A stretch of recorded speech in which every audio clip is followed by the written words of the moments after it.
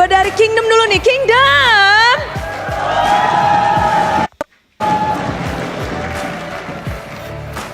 Makin ramai, tapi dari pojok sini kita udah ngeliat juga dari fans yang udah mulai berkumpul, sudah mulai biru-biru. Mana nih semangat dari EVOS fans?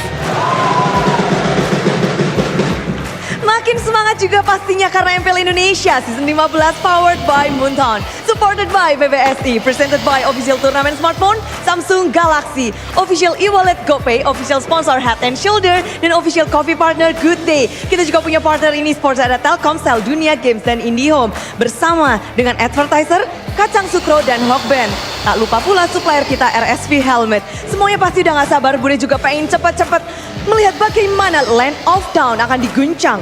Jalan ninja apa yang akan dijalankan oleh kedua tim. Seperti apa misi dari keduanya, misi untuk mendapatkan kemenangan di Classic Derby. Jadi sambutlah ini dia, Derby Classic MPL Indonesia Season 15.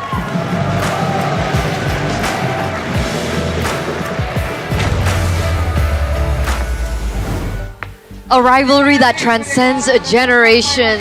Since Season 1 up until this point, Season 15, we will once again bear witness to yet another classic derby between RRQ Hoshi and EVOS. Welcome back, Shinobis, to the English desk here at MPL ID Season 15 with me, Eterna, alongside with Mirko as well as Arashi. And we're going straight into the fray here. Number 1 and number 7. A stark contrast to when we saw them in leg number 1. Dude, in leg number 1, we actually thought that this would be the battle of number 1 against number 2. They had a whole asset where we brought in, I think, the Season 4 standings again, where Alter Ego, EVOS, and RRQ were top 3. But it seems time has really changed these teams. Not for RRQ, they're still number 1, but EVOS, oh man, are they in a bad lose streak currently.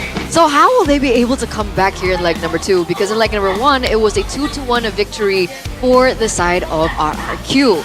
Will it be the same story? Please put in your votes in the live chat. We do want to know what you guys think as we ask our wonderful analyst, Arashi, what do you think?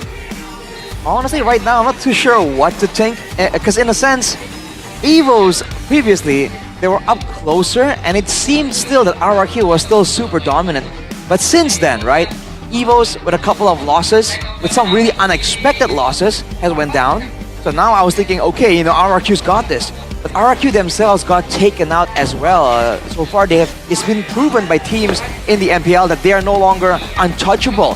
And when you crack the first 0, that's usually a chain effect. And the team will just look a lot more predictable, a lot more solvable. So I'm concerned, but I believe in RRQ. Believe in RRQ, of course. Yes, sir. It's okay. That's the Kingdom mentality here.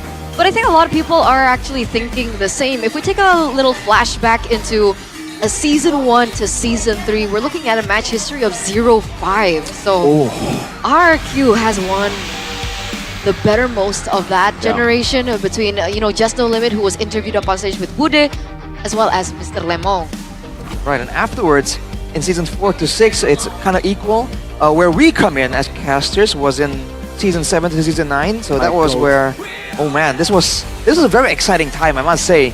I might be biased because we joined MPL at about this time as well, but R7 and Anti-Mage, man, that was a very cool, like cinematic type rivalry between them. And then afterwards, Albert and Persik, you know, still intense, but I really feel like Anti-Mage R7 was something else, man. In the current one though, some people are definitely having mixed feelings. Because, you know, it seems like they've switched places. We talked about this in the last Classic Derby. But what happened? How did we end up here? In that picture alone, man, you saw the Albert and Fersic one. Albert is an EVOS player and Fersic was an RRQ player, right? So it's crazy to see how things have unfolded here in MPL Indonesia. The transfers as well. Sutsujin once branded as the prodigy, another one of the many EVOS jungler prodigies.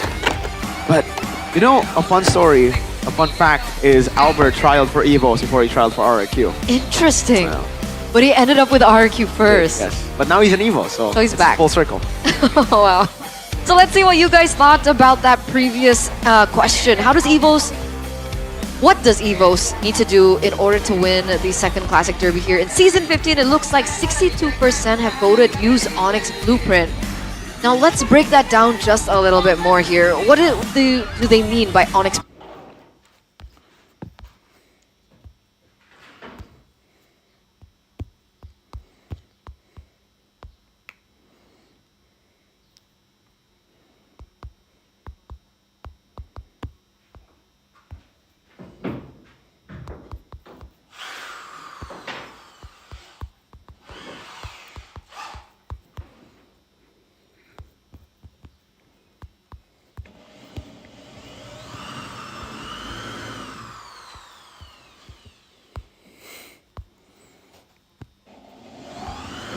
Early game setups. So that actually brings us to our next point here. Monotonic draft versus a dynamic draft in favor of Kescute, and they are the watch list because we've seen most of these matches go in a way where the drafts really set the tone. Let's say even maybe 50 to 60% of how the outcome becomes.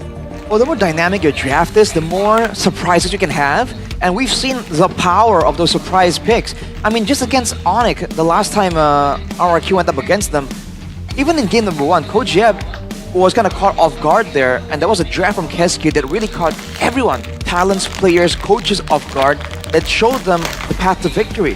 So in that sense, the dynamic draft usually is always better, but when you're in a position like EVOS, where you have players that have their own cheese picks, it's not really as many options by all means, but when you have your own style here, and you do best when you have that style, sometimes going with something a bit more monotone is fine, as long as you can secure the important things, the critical aspects of your draft that allow you to get that game plan going.